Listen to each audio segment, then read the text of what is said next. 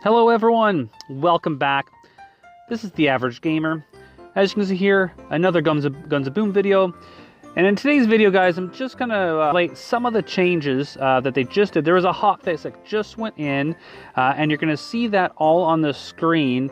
And I think this is gonna make a lot of people happy. There is a couple things missing, and again, I'm not one of those big guys into stats and analyzing everything, and that's not the type of YouTuber I am. There's other great YouTubers that do that, Ultimate Gameplay and Reviews, Kona, and a bunch of others that are, that type of YouTuber where they'll go in and experiment with damage and speeds and all that good stuff.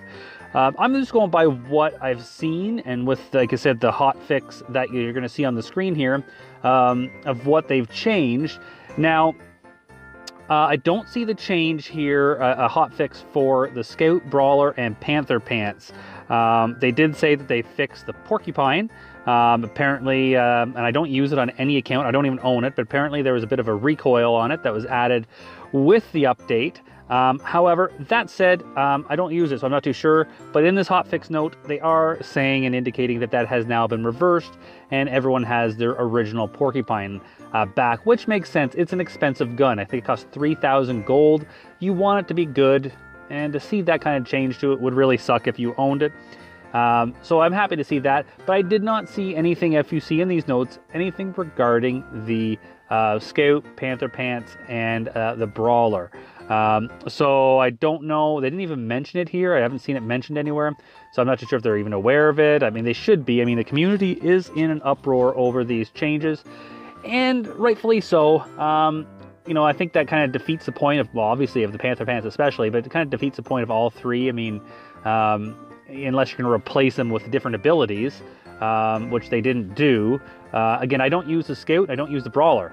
I am noticing a little bit slower with my Panther Pants, but at the same time, maybe it's not. I'm not really too sure. I guess I never really paid attention.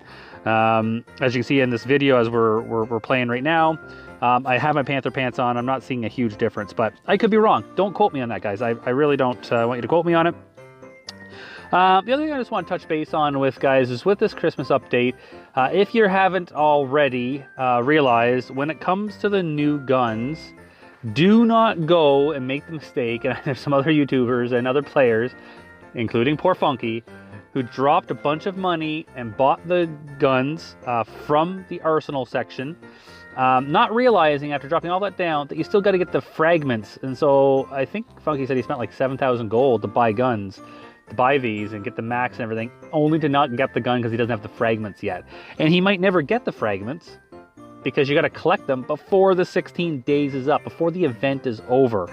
So that is something to consider. So if you're thinking about it, do not spend the gold on those guns. I think a big change that they should have done is maybe have those guns grayed out until you have the 1,000 fragments. So rather than just being able to go in there and purchase them, you will not unlock them until you get the 1,000 fragments. I'm hoping that's something they're going to change quickly.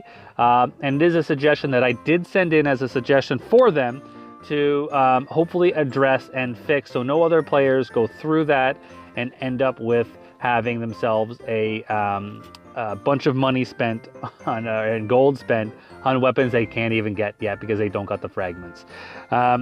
And as for this map, and I do agree with Funky, I mean, it is a nice change of pace. It's not the same, deathmatch or control points or King of the Hill, but the map is a little frustrating, and I'm playing it more and more. Oh, I threw that grenade by accident. I meant to heal. Don't call me a noob for that. I have no intentions of throwing it. Anyways, back on track. The map is a nice spin. It's a nice change on things, but after playing it for a while, it can be a little frustrating, and it is tougher when you're pushing that cart, especially once you get it to the circle where the ending point where you're supposed to actually end the match and win. You can get it within like 1 meter, and they can sit there and camp and pick you off. And I have lost many matches now when that my cart was within 1 to 5 meters from the ending point, and it is super frustrating. So I can understand what Funky is saying there. I'm going to link his video in the description. His is definitely a rant. That's his style. That's not my style. I love Funky. He's a great guy. He's super funny, and I talk to him quite a bit.